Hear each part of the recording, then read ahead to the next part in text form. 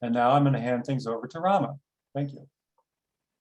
Thanks, Dan. Hi, everyone. Welcome. Like Dan said, I'm Rama Hamarne. I'm a member of the RPA board, and I'm really excited to welcome you all here and to introduce Russ. Before we get started, I'd like to read a land acknowledgement. The Rensselaer Plateau sits within the ancestral and traditional homeland and territory of the Stockbridge-Munsee Band of the Mohicans, who stewarded this land before they were forced to move west to Wisconsin by European settlers. Some Mohican people remained in New York, and some have returned home from Wisconsin. RPA cares for this land today with deep respect and gratitude for the Mahikanak, the people of the waters that are never still.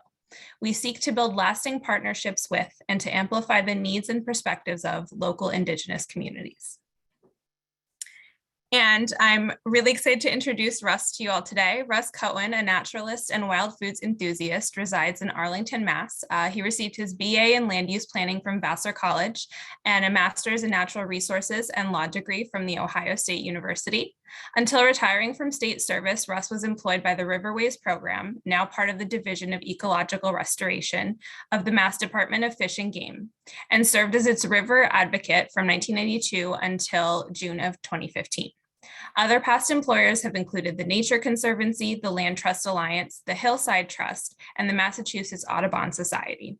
Russ has received many awards for his work and has led walks and talks about wild edibles for over 46 years, and is the author of Wild Plants I Have Known and Eaten. Since his retirement in June 2015, he has continued to offer walks and talks on foraging for wild edibles, and he's here today to teach us about wild edibles on the plateau. So.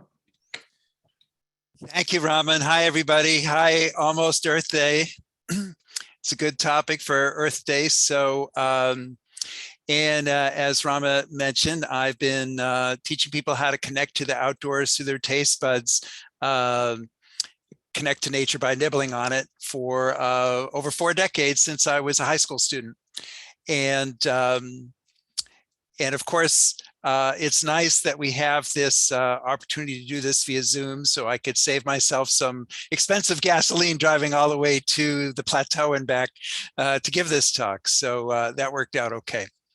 So anyway, I'm going to present a bunch of plants which I organize in chronological order by foraging opportunity. That's the way my mind thinks. So I'll be starting with stuff in the spring and then going through the seasons and ending up with fall plants. And I understand that that the Plateau Alliance hosted a mushroom talk last year. So I won't spend any time on mushrooms other than one springtime mushroom that I can't not mention. So I will cover that, but the rest of the time we're going to be talking about plants. And before I do that, I have my own acknowledgement, which I label here native land acknowledgement, but it's really a knowledge acknowledgement because what I want to specifically show my gratitude about is in the acknowledgement that at least for native species, the knowledge about their edibility is due to the indigenous peoples, the Mohicans and the other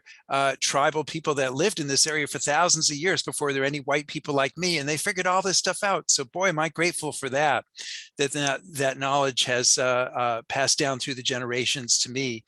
And so thank you. And if I were to draw your attention to one particular source of information, which I find just so valuable, it's this book. I hope many of you have already read it. If you haven't, I can't recommend it more highly. Braiding Sweetgrass. And in particular, I wanted to draw your attention to a chapter in that book, which is called The Honorable Harvest. And it's almost like a 10 commandments of foraging. And here's the list that's in the book. And it's very useful. And I always let, I've always been conservation minded in the way that I forage and the way that I teach foraging. And I hope that comes through in the course of presenting this talk. So this is particularly important on the subject of native plants, because native plants often have important roles in the ecosystem. Animals rely upon them for food or some other important portion of their life cycle. So I encourage folks, if you're gathering any native plants in the wild, that you deploy a lot of forbearance and restraint just to make sure that you don't upset the ecological balance in any way. And I will get into some detail on how to do that as I talk about specific species. So that's on the native side. But there's also other plants out there that you can be a little bit more relaxed about, and that is the weeds and invasive species. So here's a book.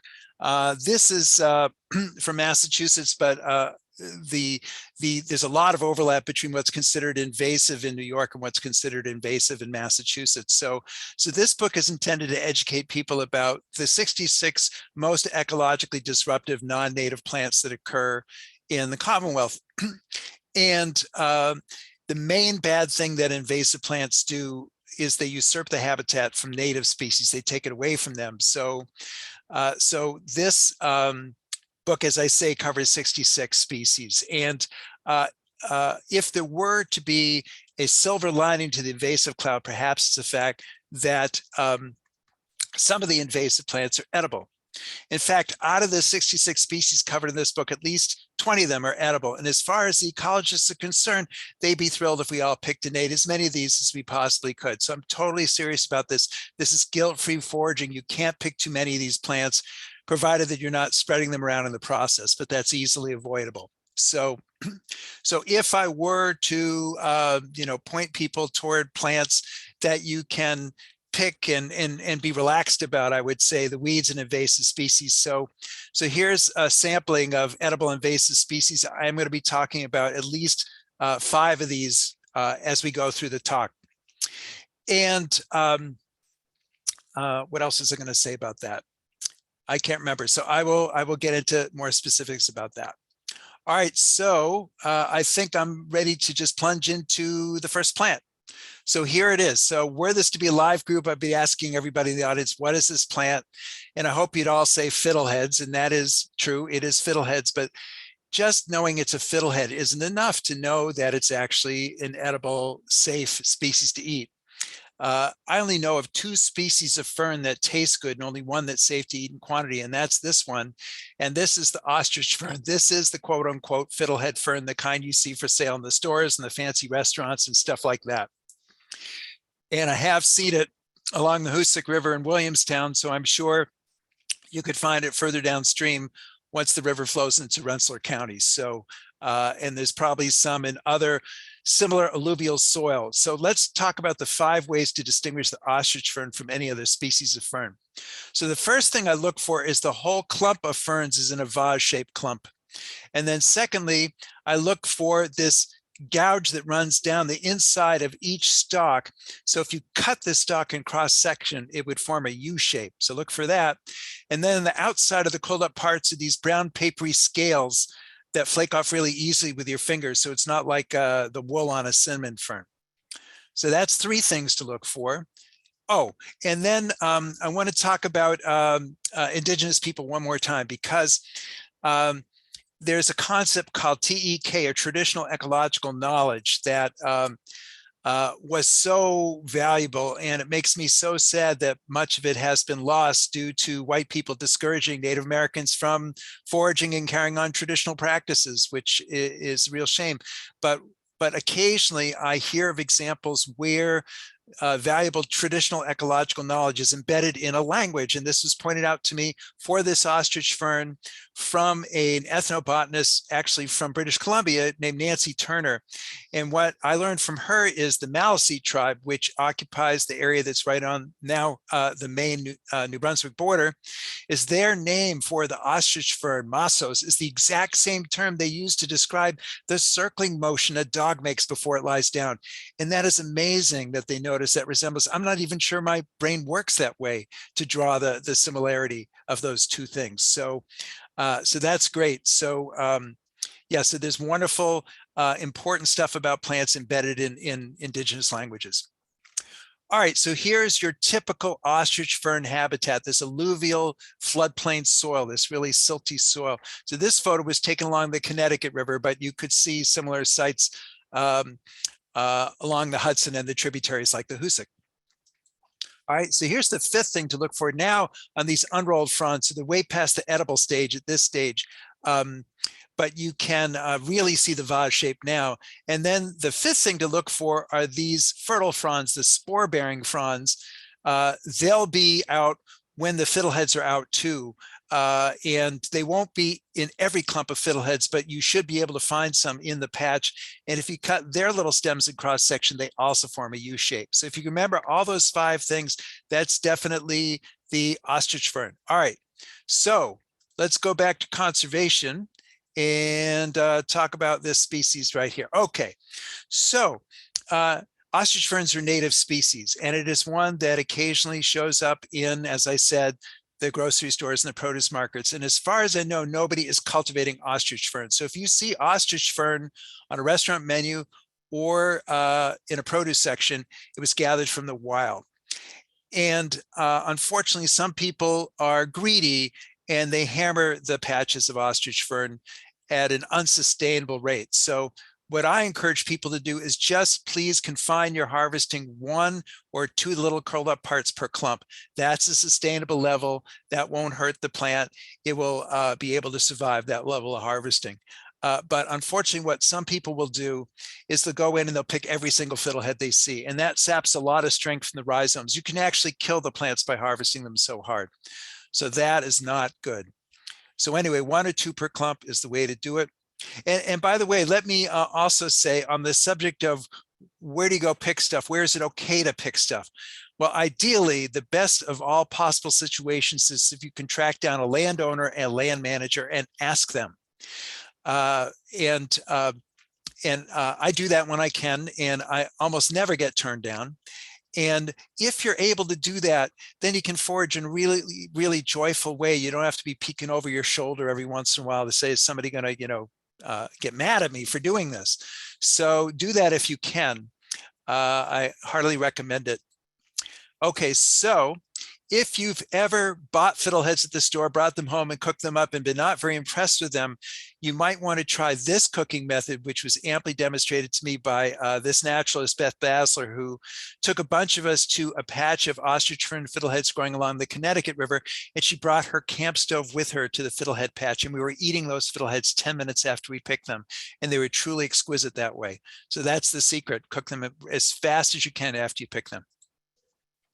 All right, so here is a plant that grows in the Berkshires and in Rensselaer County, and it's a native species. It's been around since, probably not too long after the glaciers left.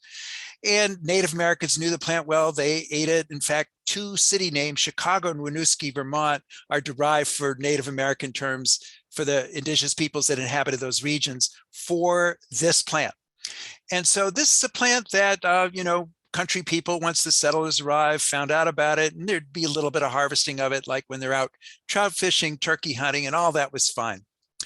And then about 12 to 15 years ago, this species began to experience a meteoric rise in popularity because all the chefs and foodies started hyperventilating about it, and they called it by its Southern Appalachian name, which is ramps. So the actual New England name for this plant, or Northeast name, is wild leek. So that's how it was known before all the foodies started calling it by the Southern Appalachian name. So unfortunately, because this plant now, because of its use in restaurants and showing at produce markets, it has become a commodity. And there's a market for it now. And so what some unscrupulous people will do is they go into the woods on property they don't own without permission. They'll see a patch of the wild leeks like this. They'll dig up every single plant and wipe it out. And I have seen places in the Berkshires where I used to encounter patches of wild leeks where they've been completely gone. They've been extirpated. So that is obviously not a sustainable way of interacting with this plant. So here's another view of a patch of wild leeks. And where you're going to tend to see them is what's called the rich woods habitat, where a lot of our spring ephemeral wildflowers grow, like the Dutchman's breeches, the trilliums, the bloodroots, stuff like that. Similar soil. And here's a close-up of what the plants look like. So they'll have 2 or 3 leaves going down to a bulb, like an onion or garlic type bulb. And what people do is they'll dig up these plants en masse, and then the plants are gone once they're dug up. But the good news is you don't have to dig up a ramp to eat it.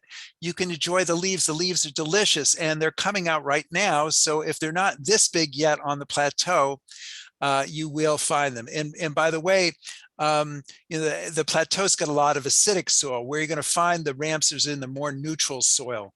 So what they call the rich woods. So like if you start seeing those other spring ephemeral species as indicator species, that's where you're likely to run into the wild leeks. So as I said, yeah, the leaves are delicious. So you don't have to dig up a wild leek to eat it. And so the advice I've been trying to get out to the chefs and people picking for chefs and just anyone going out foraging is please consider confining most, if not all, your harvesting to just leaves only, and actually ideally just 1 leaf per plant. Leave the remaining leaf attached to the bulb and leave the bulb in the ground. And that's the really sustainable way to harvest this plant. And the leaves are delicious, and you can enjoy spring, and you can enjoy the flavor without harming the patch. Because another problem about digging up the plants is if you leave any bare soil behind, you're creating an ideal growing medium for the garlic mustard, the other invasive species, to form this toehold in this rich woods habitat, which is very sensitive. So that isn't good. So here's a restaurant some of you have heard of. This is Blue Hill at Stone Barns down in Westchester, famous chef Dan Barber. And I did a foraging walk there a number of years ago, and he said, wait till you see our ramps. And I went into the woods and I couldn't find any because they had released the pigs and the pigs had dug them all up. But anyway, before that happened, I guess they had gathered some and pickled them. And to me, these ramp bulbs, they're not even showing up in one of the fancy menus dishes in the restaurant. In my view, these bulbs were dug up unnecessarily. These plants could have been left in the ground. And even the food co-op in Great Barrington was selling whole ramps with the bulbs attached. And so I got on my soapbox about that too. So I've been trying to raise public awareness about ramps and how to sustainably harvest them for a while. So I'll tell you a quick story that back when I was working, I got an email at my office and the subject line said, wild ramps. And I thought, oh, great. Some foodie has tracked me down to my office and wants me to divulge the location of some patch of wild leeks. They could go and plunder it. And it turned out that that email was from the produce manager of the Hunger Mountain Food Co-op, which is the one that serves Montpelier, Vermont. And he was writing to tell me that they had decided to sell small bags of only 1 leaf per plant harvested wild leeks, and he wanted my permission to put a little statement from me inside each bag to say why that was a good idea. So I was thrilled with that and thanked him very much for doing that. All right, and the good news is you actually can propagate ramps. So here's a photo from the Garden of the Woods, which is maintained by the Native Plant Trust, where they plant the wild leeks in a stock bed, and they really cram them full. And so they're able to extract a certain number of these plants, leaving plenty behind to fill in the patch. And then they'll leave that stock bed alone for years until it fills out again. And then they'll be able to pull out a few more. And these plants are sold at their plant retail location at Garden of the Woods in Framingham. So you could buy these plants with the roots still attached, because the intent is to actually plant these in your yard and get your own ramp patch established, which would certainly be a good idea if you have the opportunity to do that. And if you do that, though, I bet you don't dig up your own plants, because that'd be like killing the goose that laid the golden egg. No, you'd leave the ramp plants there. You'd enjoy the leaves and leave the bulbs in the ground, and then you could keep enjoying them over the long term. Okay, so this species, there is a native and a non-native one. They're very hard to tell apart. It isn't important at all. You can harvest them exactly the same way. And this plant is in season now where I live in the Boston area, and it's just at this stage right now. And this is stinging nettle. And if you've never been stung by stinging nettle, it's not like poison ivy where you find out a day or two later that you got into it. You get stung by stinging nettle, you know right away. But the good news is the sting rarely lasts for more than an hour, and there is some antidotes, and I'm going to talk to you about one of them in just a second. So this is chapter number 1 in my foraging book, and I gather nettles when I can every year. What I'll do is just snip off the top cluster of each plant and just take that. That's where the tender leaves are. and I'll throw them in a plastic bag, and then I'll bring them home. And then I'll take some, I'll dump the contents of the plastic bag into a bowl and wash the nettle tops there. And then I'll take some tongs, so I'm still not touching them, and I'll fling the nettle tops into a pot like this, and I'll steam the nettle tops in the water that is more or less just the water that's clinging to them from the washing process. So you steam them for about 5 minutes, and they will shrink quite a bit like this. And then you can eat, so this cooking method completely disarms the plant, and it turns what caused a sting in the raw plant into a protein. So it makes nettle greens about 7% protein, which is pretty high for a leafy green vegetable.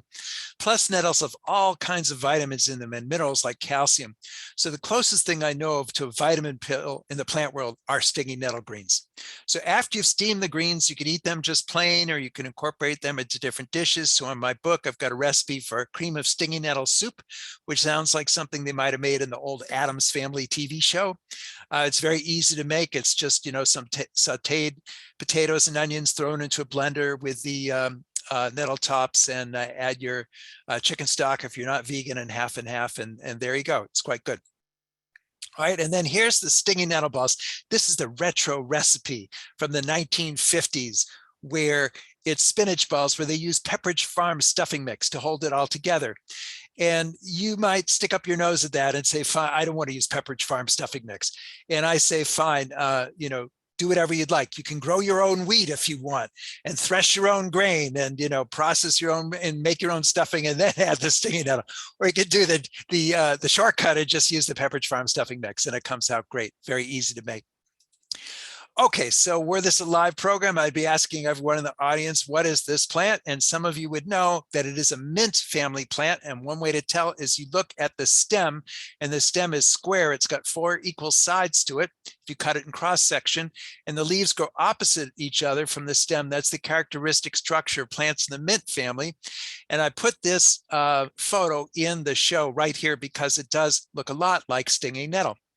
And this is catnip. And I have found catnip growing wild in the Berkshire Taconic area.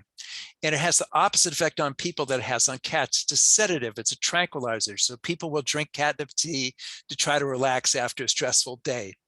And you could use the leaves fresh or dried, either way. All right, and here's an example of catnip in the foreground and stinging nettle in the background. You can see how similar they look. Now, catnip, of course, doesn't have any stinging hairs on it, so that would be one way to tell if there was no other way you could tell. And then catnip has got the fragrance as characteristic of members in the mint family. That'd be another way to tell. Okay, there we go. Okay, so here's the antidote to the stinging nettle. There's a plant called curled or curly dock that's also edible. So in the spring or toward the end of the summer, the plant produces young leaves, and these ones in the center that are finally unrolling, those are the ones I use, and I will blanch them, drop them into rapidly boiling water for just 20 seconds to remove any tinge of bitterness they have, and then use it like cooked spinach. So both the steamed nettle greens and the blanched dock leaves make really great substitute for spinach. And spanakopita, the Greek spinach pie, we use phyllo dough and feta cheese, and you just use the wild greens instead of the spinach in the recipe. Works great. And to use this plant as an antidote to stinging nettle is just grab the leaves and scrunch them out and get the juice out, and then just apply that juice to where you were stung. It helps make the sting go away. Okay, so this plant is at or near the top of the ecological blacklist. The ecologists really hate this one. There is unfortunately quite a bit of it in the Berkshire Taconic region. Sorry about that. But anyway, it's Japanese knotweed. And what you're seeing right now in the landscape is mostly this. It's the dried stalks from last year's plant. But in the midst of that, you're beginning to see the stalks come up from that. So very soon we're going to have this plant at what I call the wild asparagus stage, where these stalks are about 1 foot tall. And it looks kind of like asparagus with these little red spots on the stem. You can just cut it off or snap it off at ground level, take that entire stalk and cook it like asparagus just for a few minutes, and then eat it hot or cold like asparagus. So that's one stage to eat it. But there's a second stage I like even better, which I call the wild rhubarb stage. So I let the stalks get about 1.5 to 2 feet tall. I cut them at ground level, lop off the top cluster leaves, and I'll have a stalk like that, and I'll peel the very outer layer off, basically peeling the skin off because the skin is stringy and it can get caught in your teeth. So I trim that off, but knotweed stalks are hollow, as you can see, so you don't want to trim too deeply or all you've left is the hole. You just want to get that outer layer off. And then once you've done that, you have these crisp green tubes, which are tart and juicy. They're kind of like a Granny Smith apple. So you could eat them on the spot if you wanted to, but what I typically do is chop them up and then use them instead of rhubarb in virtually any recipe calling for rhubarb. So for example, here is my strawberry knotweed pie recipes in my book that virtually everybody I serve this to say, this is even better than strawberry rhubarb pie. So now, some of you may be looking at this pie, though, and say, oh, okay, but I'm a little intimidated by pie crust and that latticework top. I don't know if I can pull that off. So I'm going to show you a way to use those knotweed pieces that requires no cooking skill whatsoever, is you can just use them as a little tart edible container and fill them with like a flavored cream cheese or a salmon mousse, something like that. And you have this delightful little thing to nibble on. Just from the knotweed stalks. So knotweed's in season from like mid-April to mid-May, and that's it. And if you miss that time, you got to wait for that time to come around in the calendar again. So so when I bake stuff from knotweed, which I love to do, I will freeze it and then serve it later in the year. But the knotweed doesn't freeze itself very well. So yeah, there's really, you know, a window to harvest knotweed, and then when that window closes, that's it for the season, in my opinion. All right, so here's garlic mustard, and it's not at this stage quite now, but it will be in a couple weeks. And it has these flowers in 4 petals in the shape of a cross, which is the characteristic structure of flowers in the mustard family, of which garlic mustard is a member. And garlic mustard is a very pungent plant, so I don't get quite as excited about it as eating the knotweed. But there is a part of the garlic mustard that's relatively mild. I ate one just today, and that's this stalk right here on the second-year plants before the flowers bloom, even really before the buds form on top. When these stems are soft and supple, they're edible raw. Actually, the flavor is quite mild, and you could eat them raw. You could chop them up, put them in a stir-fry dish, stuff like that. So that's what I'd recommend about eating garlic mustard. All right, here's another member of the mustard family. This is called wintercress, pretty common farm weed. And it's called wintercress because the leaves like this are out even in the middle of the winter. If you're searching for a leafy green vegetable, you could find this one when it wasn't covered by snow. And right before it blooms, it forms these buds that are very similar looking and tasting to broccoli rabe. And like broccoli rabe, you really can't steam it. You have to boil it to tone down the intensity, the pungency of the flavor. But then it's very good, wintercress. Okay, so I'm going to guess a lot of you know this plant because there's quite a lot of it in your region. But when I go to garden clubs and I put this slide up and I ask the garden club people, what is this plant? They usually say phlox, and they are wrong. There's a very easy way to tell this plant apart from phlox. All phlox flowers have 5 petals. These flowers have 4 petals. This is actually Dame's rocket, another member of the mustard family. And like the Japanese knotweed and like the garlic mustard, this is also an invasive species, another guilt-free foraging opportunity. And you see how it comes in a white flowered form and a purpley flowered form? That is invariably how you see it in the wild, the 2 colors right next to each other. So it's a really easy plant to recognize at a distance. And I often see it on the edge of a cleared field, just hanging out kind of underneath the trees right on the edge of the field, often where it's a little damp. And although there's lots of part of this plant that are edible, the part that I like to eat are the flowers. And although the plant, both the white flowers and the purpley flowers have the same flavor, I tend to just use the purpley flowers because purple is a funner color than white. And you can just throw these in a salad, add them as an edible garnish on a plate, and they're really lovely. Okay, so you've got some decent sized mountains in your region, nothing quite this big. This is actually Mount Washington, the presidential range with snow on it. And I took this photo Memorial Day weekend, but the point of the photo is to talk to you about dandelions. Dandelions are probably responsible for turning more people off of wild plants than anything else. And the story goes something like this. It's you know, you're out in your yard, it's a spring, you look out back out there and you see all these dandelions blooming. You say to yourself, Oh, I heard dandelions are edible. I should try them. So you pick a few leaves, you bring them indoors, you put a little oil and vinegar on them, you take one bite. It's incredibly bitter. You spit it out and you say, yuck, I'm never going to eat a wild plant again, which is a real shame because dandelions are great if you eat the right part at the right time. So what is that and when is that? Well, when I start seeing whole fields turning yellow from dandelion flowers, in my opinion, it's really too late to be eating dandelions. Other than the flowers, of course, then be fine. But I think the best time to eat dandelion plants is before the flowers come out, and it's actually the unopened flower buds that I consider the tastiest part of this plant. In fact, I consider dandelion flower buds to be among my most favorite vegetables, period, cultivated or wild. The flavor is like a cross between corn, spinach, beets, and Brussels sprouts, so they're really good. Now, each little dandelion bud is only about 1/4 inch across, so that's pretty small. But if you go to an organic farm and dandelion plants can get very big on the margins of the cultivated farm fields there. And of course, get permission from the farm managers, make sure they're okay with you doing this. But if you go and gather dandelions in a place like that, I have found dandelion plants with over 200 buds per plant. Yes, it takes a little while to pick them off, but if you're finding plants like that, you'd find all that you need to feed yourself, your dinner guests, whatever. Okay, what do you do with them then? So I'll bring them home, get a bowl of water out, throw the dandelion buds in there, wash them off real good to get any dirt or grit off of them. Then I get a pot of water boiling on the stove, throw the dandelion buds in there and cook them for 60 seconds. That's it. That's all they need.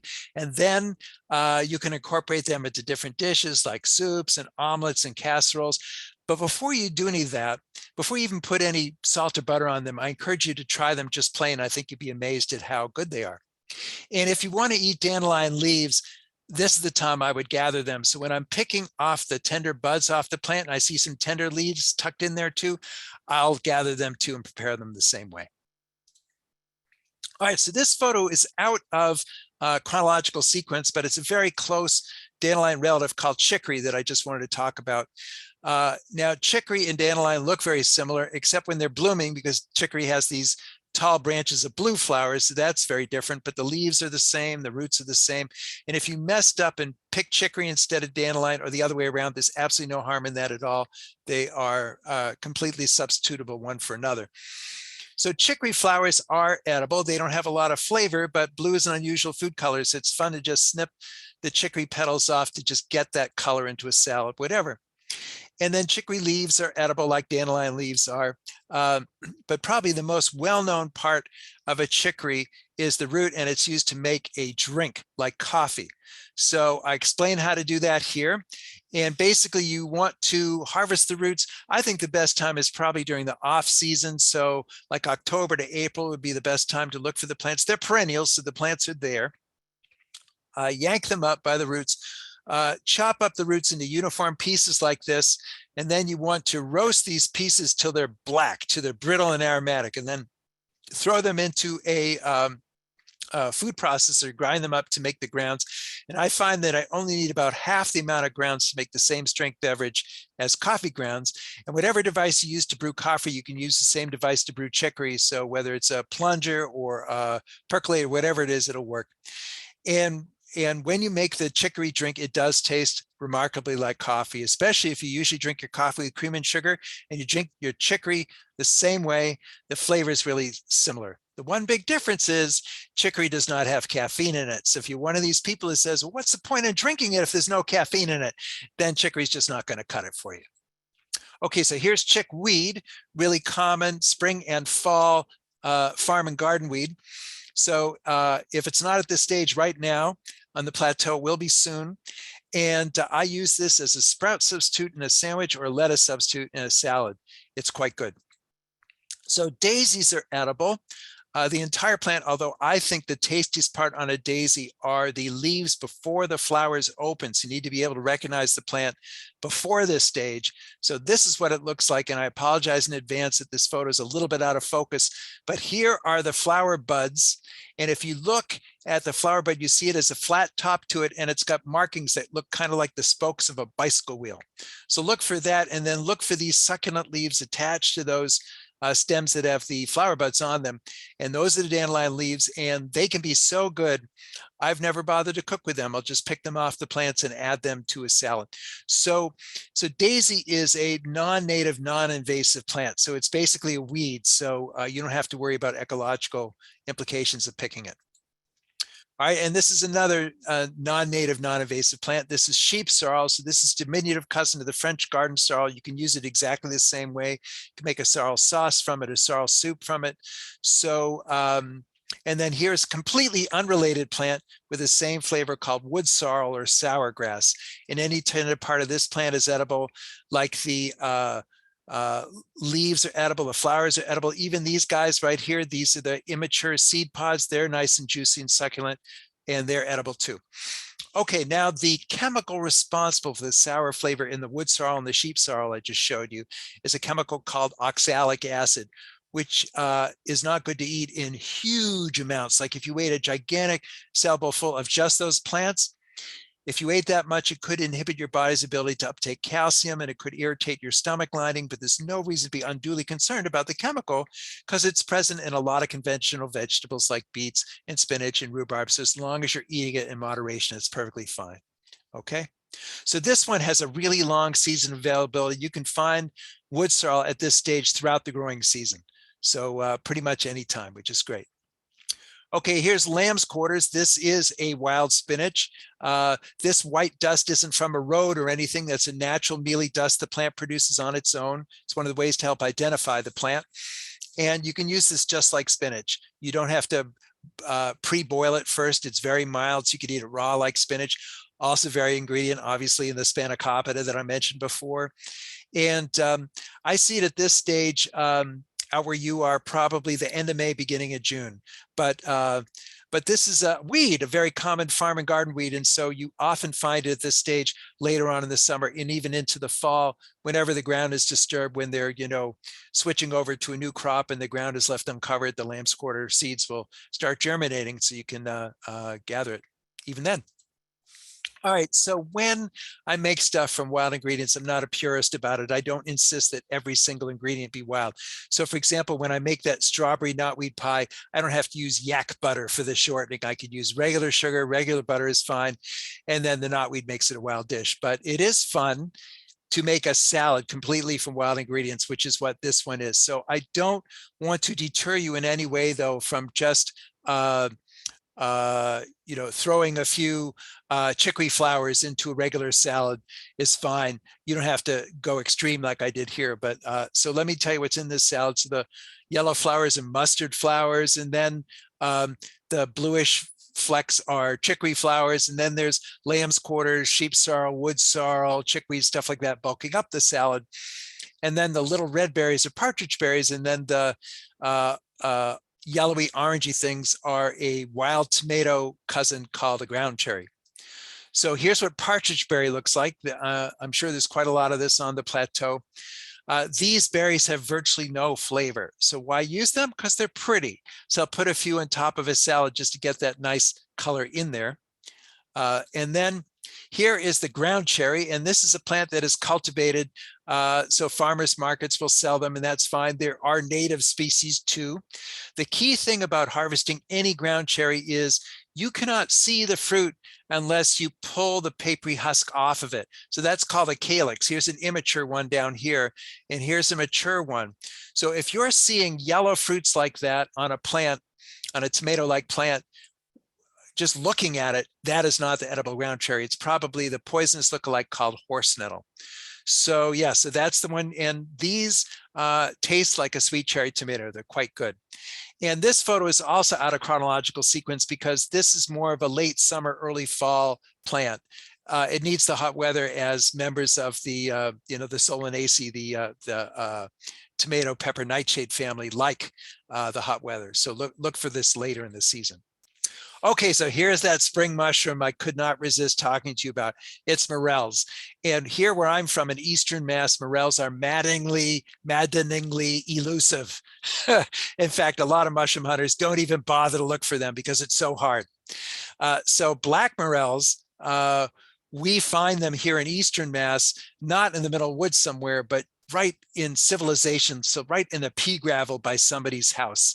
So all these mushrooms are gathered just around one person's house in Eastern Mass. So this could happen in Western Mass too, or in Eastern New York State. And there's the film canister for scale for anybody in the audience that's young enough not to know what that is. So anyway, let's talk about the yellow morels, because this is the one I and the most optimistic that you might be able to find. So I'm going to tell you 3 places to look for yellow morels in your region. This photo was taken, by the way, right on the Mass-New Hampshire border, so not where you are, but I certainly have encountered these many morels in the Berkshire-Taconic, Rensselaer County area. So 3 places to look for them. One place is underneath old apple trees. Another place is underneath recently dead elm trees where the bark is still attached to the trunk and it hasn't sloughed off yet. Usually by the time it's sloughed off yet, the morels have eaten what they're going to eat and they're not there anymore. And the third place to look for morels is in the yellow morel, and occasionally actually also the black morel a week or 2 earlier, is in what they call the rich woods. So the same rich woods I mentioned before where the wild leeks grow, where you see plants like maidenhair fern and black and blue cohosh and stuff like that. That's where I sometimes see morels in the month of May and occasionally the first week of June. So I wish you a lot of luck. And that's it for mushrooms this time, because we got a lot more plants to talk about. Okay, so there's this one. This is another non-native, non-invasive plant. This is the one that produces these round burrs that get caught in your socks in the fall. And the guy who invented Velcro did get the idea from these burrs. It's a plant called burdock, appropriately enough. And these burrs aren't edible, but most of the rest of the plant is. Probably the most well-known part of the plant is the root. And burdock is a biennial, which means it has a 2-year life cycle. So the best time to gather the root would be from midway through this first year to the very beginning of the second year. So this is what the foliage looks like the very beginning of the second year. So if you wanted to, you could gather a root from a plant like this. The problem is you can't just yank on the foliage and get a root out that way. They will break on you. So you have to dig up these roots. And it's a lot of work and I don't usually bother. And I pretty much guarantee that your patience will give out before the root does, because they're very, very long. And so, so you might be digging and digging, and at some point you say, the heck with it. And then you slice off what you have. And then you might have a length of root about 1 foot long, and it kept going for like another foot. So what do you do at that stage? Well, a very simple way to prepare burdock roots is to wash them off. You don't have to peel them. Slice them into 1/2 inch thick rounds and boil them in salted water till they're tender, which is about 15 minutes, and they will taste like a starchy artichoke. But as I said, I'm too lazy to do that. Instead, I wait for the developing stalk of the second year plants. So this is a cylindrical stalk in the middle of the plant.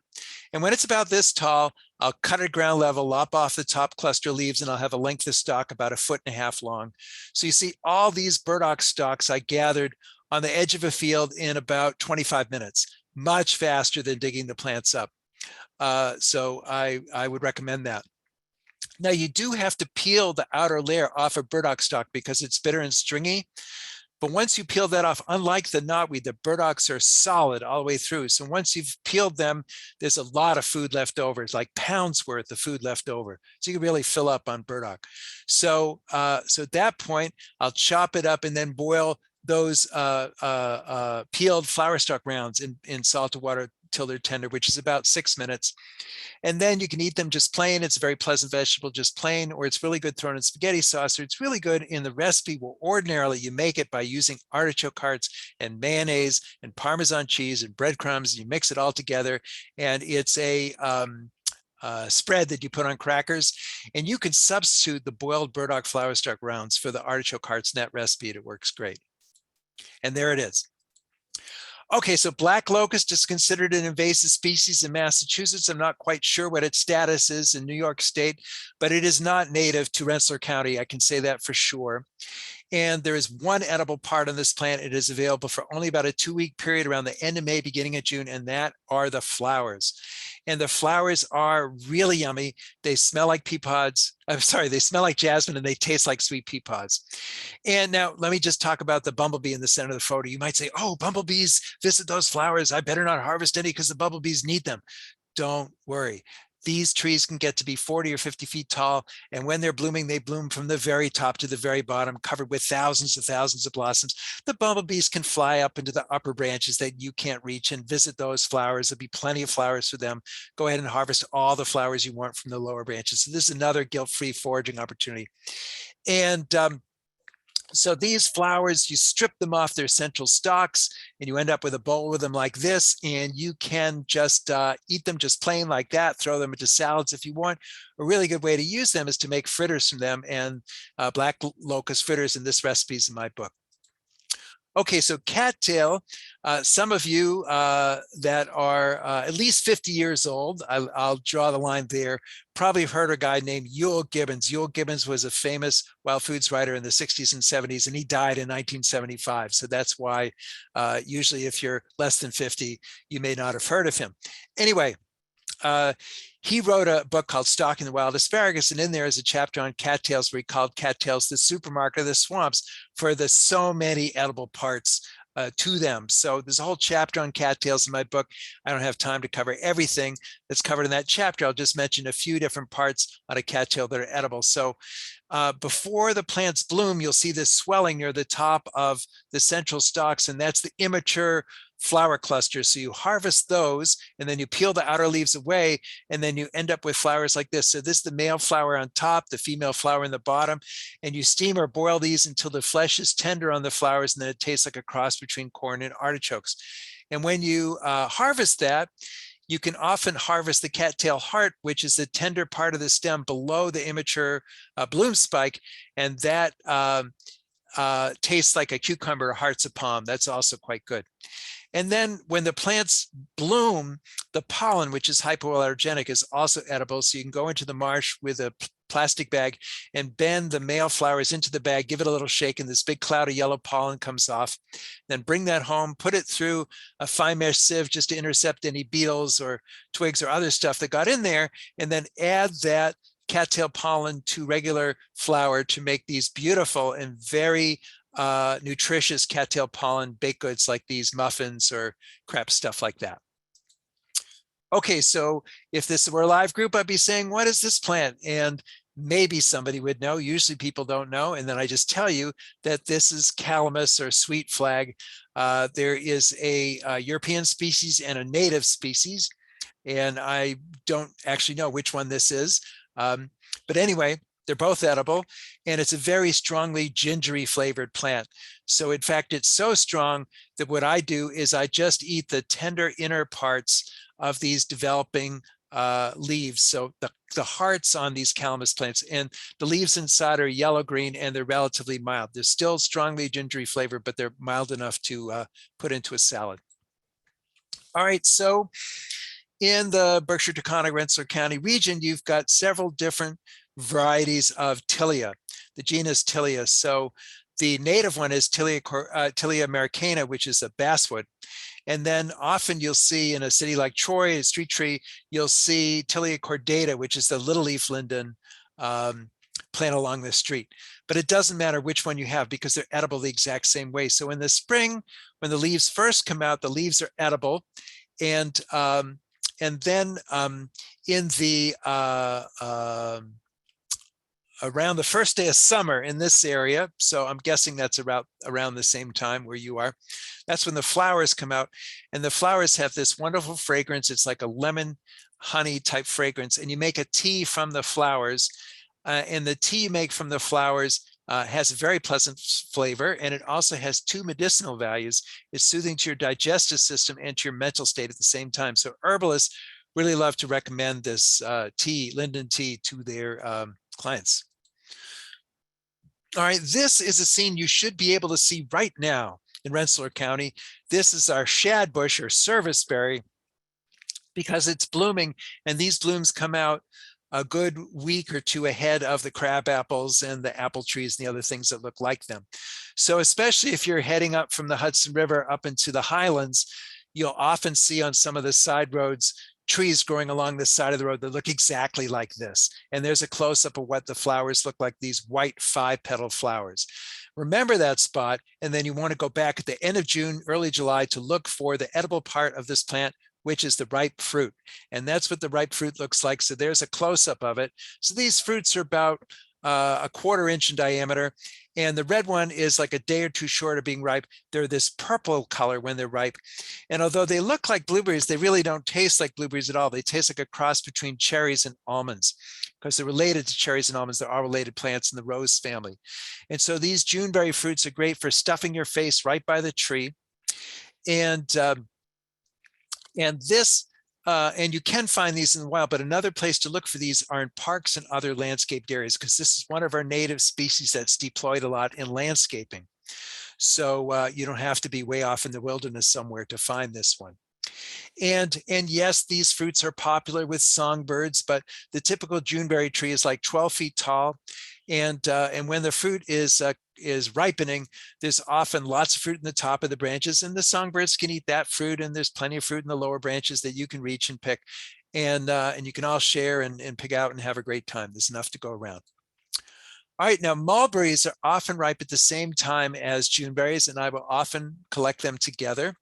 And the way you often find the mulberries is you'll be walking, riding your bike along, and then you'll see this area of the pavement that's stained purple, and then you'll look up and you'll see where the fruit, where the mulberry fruit are growing and been dropping on the pavement. So mulberries vary a lot in flavor from tree to tree. Sometimes they're insipid, which means sweetness without any tartness, and the white mulberries, the white colored fruit when it's ripe, tends to be that way. But the fruit that is a purple or a blackish color when it's ripe tends to be sweet and tart together, and I like that better than just the plain insipid fruit. So as I say, I like to mix Juneberries and mulberries together, and strudel is a really good way to use them. All right, so wild strawberry comes out around the same time, and wild strawberry fruit are teeny. There's no getting around that, but what they lack in size, they make up for their wonderful fragrance and delectability to eat them. And you can make tea from wild strawberry leaves when the leaves are fresh or thoroughly dried. Apparently when they're wilted, they're slightly toxic, but fresh or thoroughly dried is fine. And the tea does taste at least vaguely like the fruit, and the tea does have vitamin C in it. So if you felt a case of scurvy coming on, you could rush out and make yourself some strawberry leaf tea. Okay, so daylilies are edible with caution. I'll get into that in a second. And I bet a lot of you in the audience have eaten daylilies. If you've ever eaten the Chinese dishes, mushu and hot and sour soup, those typically use dried daylily flowers. So now daylilies do grow as a cultivated plant and a wild plant. So there are definitely patches in your region where daylilies are just growing wild by the roadside. And but this is a good point to talk about the ethics of foraging and, in getting permission and stuff like that. So I certainly wouldn't go next to your neighbor's mailbox and pick all their daylilies if they haven't said so it was okay first, or you're going to have, you're not going to get along well with that neighbor for a while. So anyway, so do ask permission if you can. And there's 5 edible parts to daylilies. There's the young plants that are coming up right now. You can boil them up and eat them. There's the tubers below the ground that are there year round that you can eat. There's the crowns or the tender parts in the taller leaves. Then there's the flower buds, the open flowers, and the wilted flowers are all edible. And the flower buds you saute in some butter in a skillet for a few minutes, and you make what tastes like oniony flavored green beans is the texture. And then the flowers you can fry in tempura batter, add the petals to salads, and the wilted flowers you can add to soups and stews to flavor and thicken them. Okay, but here is the cautionary note. There is apparently something in daylilies that doesn't agree with some people, and it seems to be only about like 20% people. So perhaps somebody in the audience is one of those people, and you would find out if you ate some daylilies and felt queasy afterwards and or had a loose bowel movement, but you'll get better right away. You're not going to have flashbacks later on. You just know that daylilies don't agree with you, your digestive system. So this seems to be triggered most readily by the raw tubers, but it could, other parts of the plant could do it too. So I would just pass along that cautionary note with you. And one other cautionary note, actually, while I'm thinking about it, I can only vouch for the tall, orange colored daylily flowers as a safely edible plant, because daylilies come in many, many different varieties. And I believe I have heard that horticulturalists, in their desire to come up with new things, have actually been experimenting with mixing the genetics of daylilies and other lily plants that might not be edible. And so I really can't vouch for those, but the tall orange ones, those I think you can feel good about. All right, so here is jewelweed, and in your region, you also get a yellow flowered jewelweed, which I'm not showing here, but the same rules apply to it. So now this plant is used as it has been clinically proven to cure poison ivy for some people. I'm apparently not one of those people, but for some people, what you can do is just grab the foliage. It's not out yet, but in about 3 or 4 weeks, you'll be able to gather it, and then just scrunch it up, get the juice out, and then apply that juice to where you have poison ivy, where you think you're exposed to poison ivy. And also there may be some prophylactic value. You may be able to apply it to your skin before you expose yourself to poison ivy, and it might reduce the likelihood that you get poison ivy. So all that is good. But there's an edible part to jewelweed. An edible part are the seeds that are in the seed pods. The tricky part is when this seed pod is ripe, it explodes. So here's one that's just ready to detonate, and you can tell because you can actually see the seeds through the thin skin of the seed pod, and also that this angle right here is a sharp 90 degrees. So all you did is just take your little finger and you just nicked that with your finger, this whole seed pod would explode. So that isn't a good idea if you want to actually capture the seed. So what you want to do is sneak up on a seed pod like that and grab it and have it explode in your hand. Don't worry, it won't hurt. So when you open up your hand, you'll see all this curly business. That's a springy business that got it to explode. And then letter D are the ripe seeds. And if you eat them, they taste just like walnuts, like store-bought walnuts. And another cool thing you could do with those seeds, and you don't need to do this to eat them, but just to see, is if you gently peel the outer covering off the ripe seeds, the inner color is this beautiful bright robin's egg blue color. And I have no idea why that color is in there, because no creatures ever see it. It's just one of those unexplained mysteries of Mother Nature. Okay, so now we're into the summer and the hot weather, and that's when this weed called purslane comes out. It grows the world over. It's eaten the world over, and many people around here know that it's edible, and any tender part of the plant above the ground is edible. So the leaves are edible, the stems are edible. In fact, if the stems get big enough, some people will pickle them. You can eat it raw, you can eat it cooked. It's relatively high in vitamins, especially iron and omega-3 fatty acids. It's good for that. And so I'm going to show you a way to use the purslane that, once again, if you're lazy, doesn't require any cooking skill whatsoever. Is you can throw the purslane leaves into gazpacho, and you don't even have to make the gazpacho. You could go to one of these fancy produce stores that makes this chunky gazpacho and just buy it from them, and then come home and just throw the purslane leaves in there. And the texture of the purslane leaves works really well in a gazpacho. Okay, so here is flowering Russ? raspberry. Yes. Sorry to interrupt, but Yes. we do want to go to questions around 8:10-ish. So I don't know if there's any like particular plants you want to. So you'd like me to. Well, thank you for the reminder. Boy, I'm glad I cut some plants out of this show. So I'll skip flowering raspberry. Won't talk about that. Black raspberry won't talk about either. Black huckleberry grows right in the Taconic range. Indian cucumber, we'll skip that one. Elderflower, we'll skip that one. Spice bush, we'll skip that one. Okay, skipping this. Okay, so this one I've seen in your region. This is a wild mint, the Monarda fistulosa. And this one tastes like oregano. So I don't know why it's called wild bergamot, because it doesn't taste like Earl Grey tea at all. So you could use this one instead of oregano, and it blooms in the summer like this. And if you want to plant for pollinators, this would be an excellent choice. Wintergreen has the tea berry, a wintergreen flavored plant. You can make a drink from it, but I typically make the drink from this instead, black or yellow birch, and you just can do this any time of year.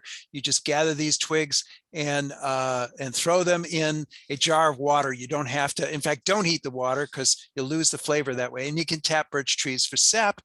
Sumac, any sumac with these tight upright clusters of red berries is an edible sumac. So that's staghorn sumac, smooth sumac, and wing sumac.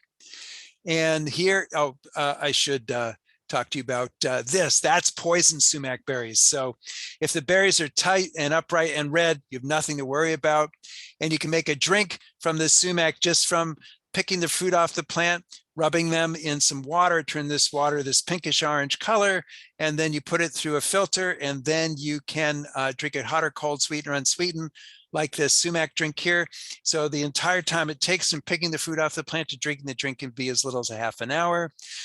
There's two kinds of wild grapes I encounter in New England and New York. There's the fox grape, with this one is like the Concord grape that's really delicious straight off the plant.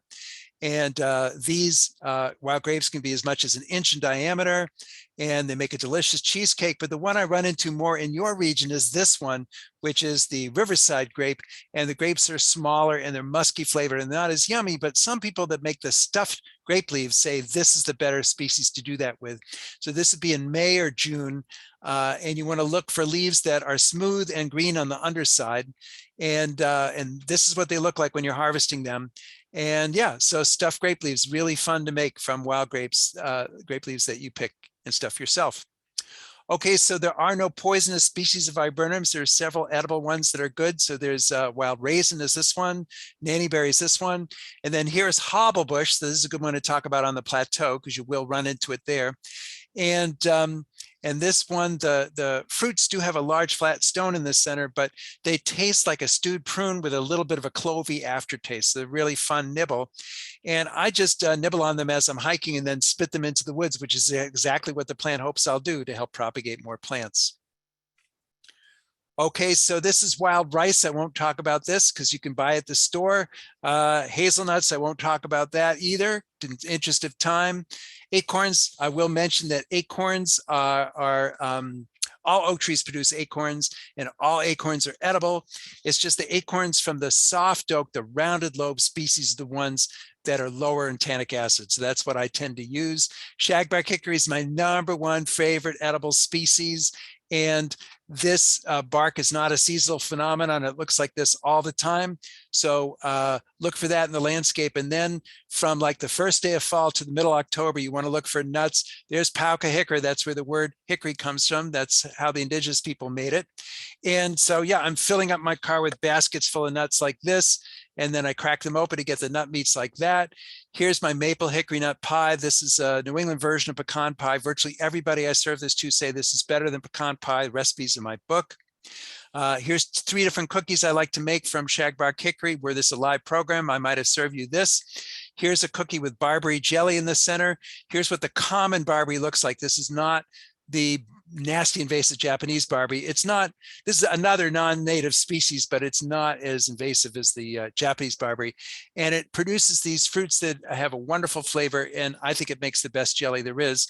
Here's black walnut. So this is what the nuts look like on the tree. You don't have to pick them off the tree, wait till they hit the ground, then they look like old green tennis balls. You have to get this messy husk off and then they look like this. Then you have to crack these open. I have this device to do that I got from a company in Oklahoma. And then here's a couple wonderful things to make from black walnuts. And when I did a live program last week in New Hampshire, I served them these black walnut honey squares, which is very easy to make and very tasty. Groundnut, the edible part on a groundnut are these tubers, which you just slice like this and then fry up in vegetable oil and make groundnut chips. So here's Jerusalem artichoke, and this definitely grows in your region. And here's what the tubers look like. So you can bake them, boil them, mash them, fry them. And here is autumn olive. So this is the last plant in my show. And I'm going to tell you what I do with this because I served this at my live program last week. So this is invasive species, guilt-free foraging opportunity. This is what it looks like when it's blooming. There's a close-up of the flowers. They have a very nice smell. That's what the fruit looks like. And there's a close-up of the fruit. So you can eat these fruit raw, but what I typically do is bring them home and then I make a puree from them and I make a fruit leather from the puree. And so to do that, you just wash the berries, throw them in a pot, simmer it for a while, put everything through a food mill like I do here, and then pour that puree into trays in a food dehydrator and let it run overnight.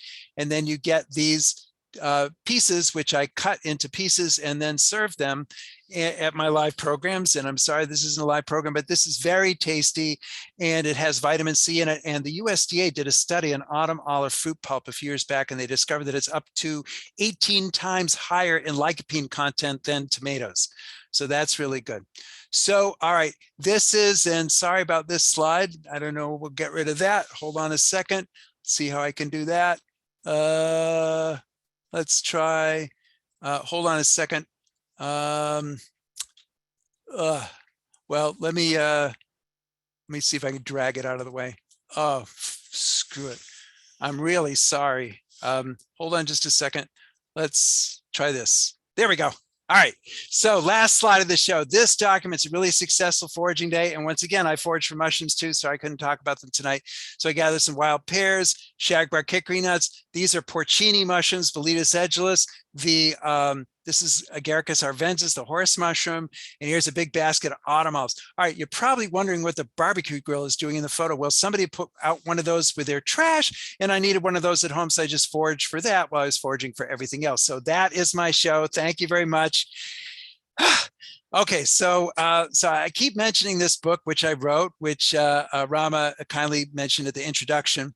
So this book covers just about everything I talked about today. So there's the black locust, for example. There's the autumn olive, and the Japanese knotweed, the cattail, and so although the book was written for another county, Essex County, Mass, so there's a couple coastal species in there like beach plums and beach peas. Just about everything else you could find in the Rensselaer County area too. So yes, and you can order it online from Greenbelt just by going to their online store and order it that way, or you could just call them and they could mail you one. All right, with that, I'm happy to take any questions. Wonderful. So we have a couple of questions in the chat. I can just read them out for you. Yes, please. So the first one is, do you know of animals who will eat the Japanese knotweed? Yes, deer will eat it. Which is good. And if they just ate the knotweed, wouldn't this be a wonderful world? But no, they eat native plants too. And deer, maybe the hunters are keeping up with the deer a little bit better in your area, but where I'm from in Eastern Mass, they're just hoofed locust is what we call them, because they'll just strip a landscape bare of all the understory plants. And it's really unfortunate because it's bad ecologically, but it's also bad for foraging because, a lot of good plants that we would enjoy, the deer eat them first and we can't get any. So next question is just clarifying, but that the knotweed that was stuffed, was that raw? Yes. Yeah. Raw. Yeah. So for you raw food people out there, there you go. And then another question, do you eat just the buds of a dandelion? That is my favorite part of the plant, but you can eat all parts of the dandelion except for the blow balls. You can't eat them, but leaves you can eat. Certainly when they're younger, they're going to be more tender, and dandelion roots are wonderful, especially during the dormant season when they're a little bit sweeter and full of food goodness in there. But yeah, you can absolutely boil up dandelion roots, or you can make a dandelion coffee like the chicory coffee too. That was the next question, which was, can you use dandelion roots similar to chicory root? Yes, the exact same way. Okay. And then there's a great conversation, I think, about finding mushrooms in garden mulch. I think that's what we're finding. But yes. So the black morels that I showed before, the yellow ones, I do find those in mulch sometimes, just like right by somebody's house. So not way off in the woods somewhere, but right by somebody's house. And then another question, are cattails under some threat from loosestrife and phragmites? Phragmites. Phragmites. Well, sort of. Cattails are still a really, really common plant, and there are certainly places where they can be gathered that are far away from the invasives and far away from sources of pollution. Like, for example, I didn't talk about this in the talk, but it's a good idea not to pick plants in polluted areas like knotweed, which will grow everywhere. The good thing aspect about that is you can pick your spots, and you can pick the knotweed from a spot that is far away from pollution and car exhaust and stuff like that. Like I wouldn't gather knotweed growing next to the dumpster by the auto body shop. All right, not a clean spot. I would pick from like along a riverbank on one of the more pristine tributaries, and there I feel better about it. And the same thing about cattails. I wouldn't pick cattails that are growing next to the highway interchange. I'd pick them, in a more pristine wetland. And and if you're just harvesting the cattail pollen, that doesn't have any impact in any way on the cattail plants themselves. There's plenty of pollen around, and so that would be the lightest touch possible in terms of harvesting it, where you can enjoy it and not worry about that you're giving the invasive species any kind of an advantage to encroach more on the cattails. Is Jerusalem artichoke another plant that some people can't tolerate? Okay, so the funny nickname for Jerusalem artichoke is Jerusalem fartichoke, because the starch in the tubers is a complex carbohydrate called inulin. It's actually the same starch that's in chicory, and that starch requires the digestive system, to have to work a little bit harder to digest it, and sometimes we misfire when that happens. So it seems to vary to some degree between people. Some people,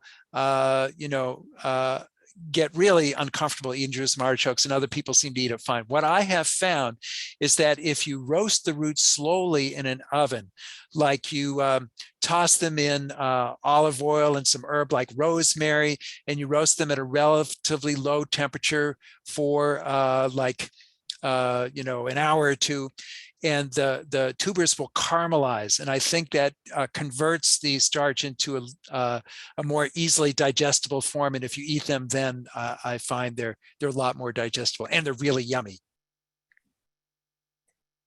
Another question, we collected black walnuts, husked them and dried for a month, ate them raw, but the nuts still had a strong taste similar to the fragrance of the husks. Any thoughts on a better use for them or way to dull that taste? Yes, take the husks off right away. So what I do is, when you have those old green tennis balls piling up underneath a tree, I just stomp on them and get most of the pulp off them right away. And then I will bring the black walnuts with most of the husk off to my house, and then I'll just stick them in a place where the squirrels can't get to them. And then whatever flesh is still on the nuts will continue to rot off. And then I'll just hose off the remainder from rainwater in my rain barrel. And then I set them out to dry for about 6 weeks. And if you do that, they're easier to separate from the shell. So get all the husk off, and then the nut meats inside won't be tainted by the flavor of the husk. But they do have a strong flavor. They're not like a store-bought walnut. They have a very strong flavor, which pairs really well with honey. So that's why I showed those two examples, the baklava and the black walnut honey squares, in my slideshow. That black walnuts aren't that good for eating just straight into your hand, but paired with honey, they're really good. Any thoughts about Aurelia nudicalis, a wild sarsaparilla? Yes. Oh, go ahead. It just said I found it to be a strong tonic, very energizing. Right. So I would put that in the category of medicinal plants. So that is wild sarsaparilla is the name, and that might make you think, oh, sarsaparilla, wasn't that a popular drink? Well, that drink, sarsaparilla, was actually made from a tropical plant, which doesn't grow anywhere around here. It's from the Caribbean. We have relatives of that tropical plant. So Smilax is the genus. So we have Smilax rotundifolia, Smilax herbaceae, and stuff. But anyway, so the wild sarsaparilla is not, the Aurelia is not related to the sarsaparilla that was used. But anyway, so I consider that a medicinal plant. I don't consider that edible. Spikenard, though, Aurelia Rasmosa, is a native species with tastier fruit than the wild sarsaparilla. And that fruit, it's still strongly aromatic, but you could almost imagine that it has a flavor like Coca-Cola, because the berries are exactly the same color as Coca-Cola. And so perhaps that's the, the mind playing tricks on your taste buds. But anyway, that's a berry I've liked better than, the Aurelia nudicalis plant. So when I was young, I read Stalking the Wild Asparagus, after which I ate some skunk cabbage, which severely burned the inside of my mouth. Yeah.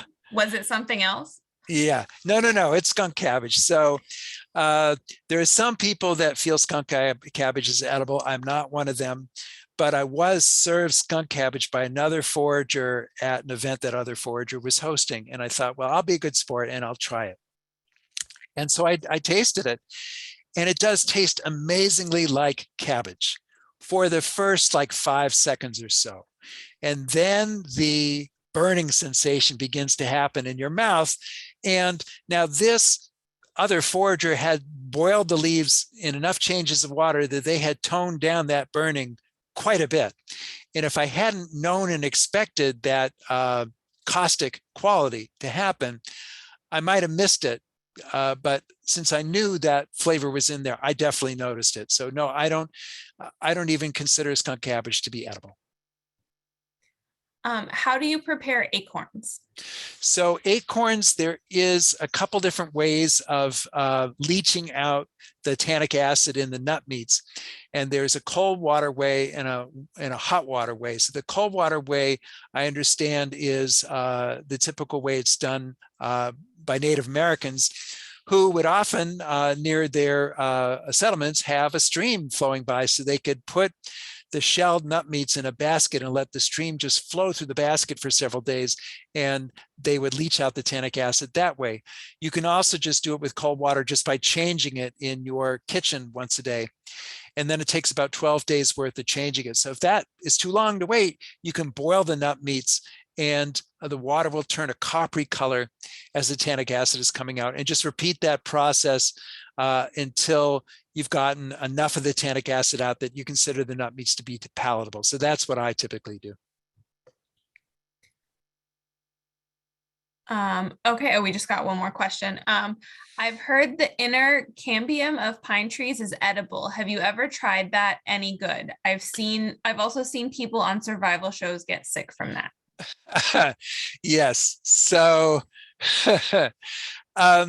no, I haven't tried it, and I have reluctantly added pine to my list of what are considered to be edible plants, because I know other people consider it edible.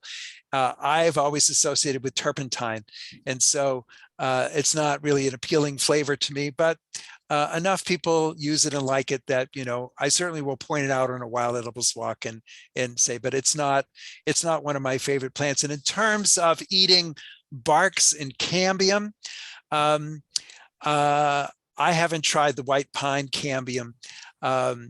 There's some other trees that are more well known for that, like basswood, for example. The tilly I talked about before, that's got a good cambium. The slippery elm, Ulmus rubra, which grows in your region, that has a good cambium. So there are some good, and you probably, because it's not far away from you, Adirondack region. Adirondack means tree eaters and basically bark eaters, and it means cambium eaters. So certainly they were probably eating white pine and a lot of other different things. So that's what I have to say about that. So that's all the questions that are in the chat. If anyone else has any other questions, that you can throw them in really quickly, or yeah, we'll just maybe wait a second, but.